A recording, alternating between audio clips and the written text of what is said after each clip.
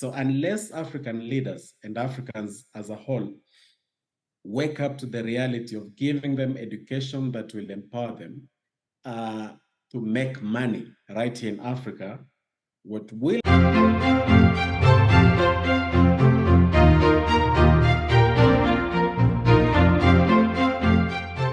advantaged. Let us beef them up, but let us also revamp the coursework, because a lot of the coursework in our universities is also, if not obsolete, really sprinting towards that direction. Yep. So let's take care of that. And then as for the second question, indeed, Africa is the youngest continent. Now, that can either be a time bomb waiting to explode, or it can be our biggest resource. Now, I dare say, Rico, that the biggest resource of Africa is not the gold that is in Ghana, in South Africa, and Sudan.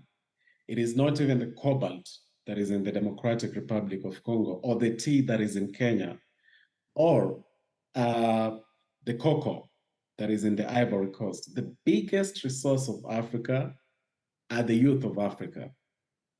Absolutely. After we grasp that, you see, because we value cobalt, because we value diamond, we invest a lot in that so that we can move it from that thing in the ground there to something that is sparkling, that will then strengthen our economies after it's sold. So it is up to not just the leaders, but the people of Africa to place a lot of value on the youth of Africa, because they're Africa's biggest resource. It is only after we do that that we're then going to do what I'm doing of decentralizing education, of ensuring that they can access fast internet. Billions must be invested to ensure that all these young people in Africa not only have a smartphone, but they also have fast internet. Because once that happens, because we value them, we're going to be able to use that gadget in their hands, not only for them to communicate with each other, but to then give them education. Let's make it education democratic.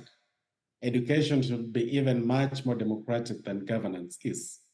If these young people can be able to access education there, then they're going to get specialized skill sets. Right.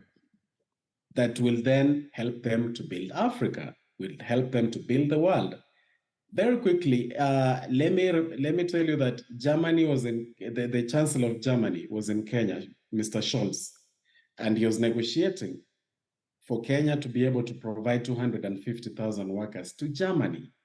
And Germany is working on easing their labor laws so that these 250,000 Kenyans can be able to go to Germany. And even then, they still need many more people. So you see, we have what the world now needs, because your populations out there are aging populations. They cannot continue doing what they've been doing. So they need us. They need our young people.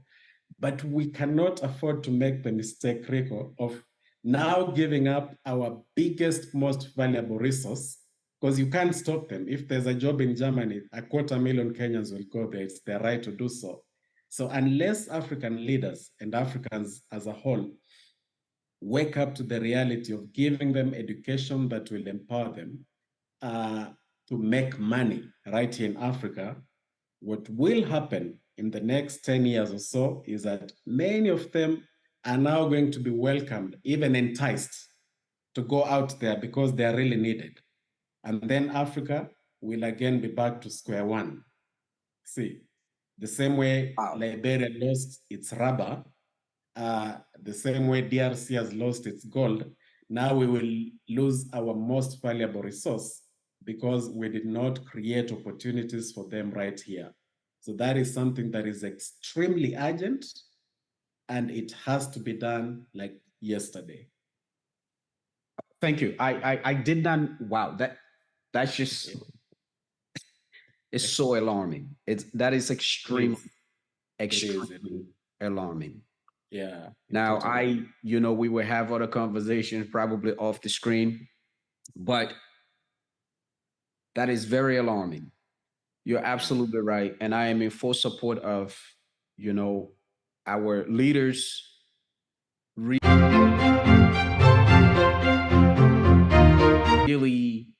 thinking much larger than their initial family and their initial agenda. They have to really get into the mindset of thinking of the people. As I mentioned early on, every single day there are young Africans risking their life and dying in the Sahara Desert. That's happening every single day. I've seen documentary on it. I read papers on it. Every single day it is happening. It is very clear that the West need Africa, not just for its minerals, but also its people. Now, I came into Canada as uh, as an immigrant, but all due to the civil war of Liberia. If that hadn't happened, I would not be in Canada. But these are the kind of things and the reason why many of us who are overseas are overseas. Now, some of us, all cases are different. Some come from privileged background and their families are able to send their kids here for school. But those are clear, very clear agenda. Go there, school. When you're done, you come back, you get the best job here. Those are very clear and straightforward agenda. As I look around, even within my environment, I work in oil and gas. Yeah. I come across very, very educated African every single day, from engineers to doctors to this person and that person. Yeah. We're all in the same field, working with our hands. Yeah. Those individual came here on the pretense that they could just continue whatever job they already had back home. But when you get here, it changes. And the treatment is not one that says, oh, yeah, we welcome you and embrace you. In some instances, they are, but for the most part, there are still these pushback. Now, people will say, well, you have a victim mentality, but we have to get to a point in society where we're calling a spade, a cat, and that's just what it has to be. Yeah. And when I talk to these people, as I've come to get to know many of them, when I talk to them, it is always this thing of if they could just have a fraction, maybe 50% of the comfort that they get here back home, have no need for being here. Exactly. If the German government has started that program, you can bet this program was already in place a long time ago, but we've previously been coming here for the betterness of education and other pretenses. Yeah, true. Very soon, everybody is going to motion because they want to take one country to do it and everybody copy that business model and go after that. And if Africa loses its youth, that's it. That's it completely. I mean, we have a lot of problem assets already. Yeah. Whew. So that deserves urgent. Exactly. Absolutely. Absolutely.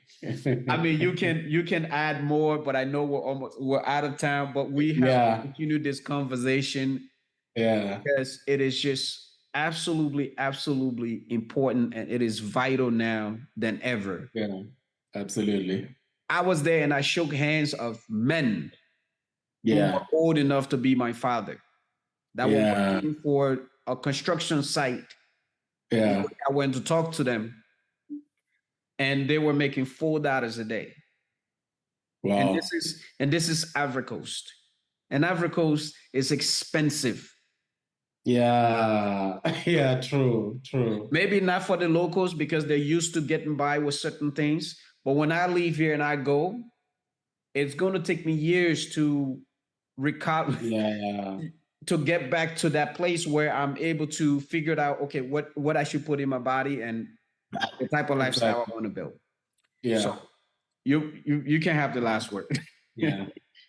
No, it was a great conversation, and I really remain optimistic that if our forefathers could ensure that we attain political independence. I think what is critical is for you and I and fellow Africans to have the realization that it is up to us, nobody else. It is up to us to actually begin the building blocks, taking those baby steps and graduate them into strides to get Africa where it needs to be, where it has to be.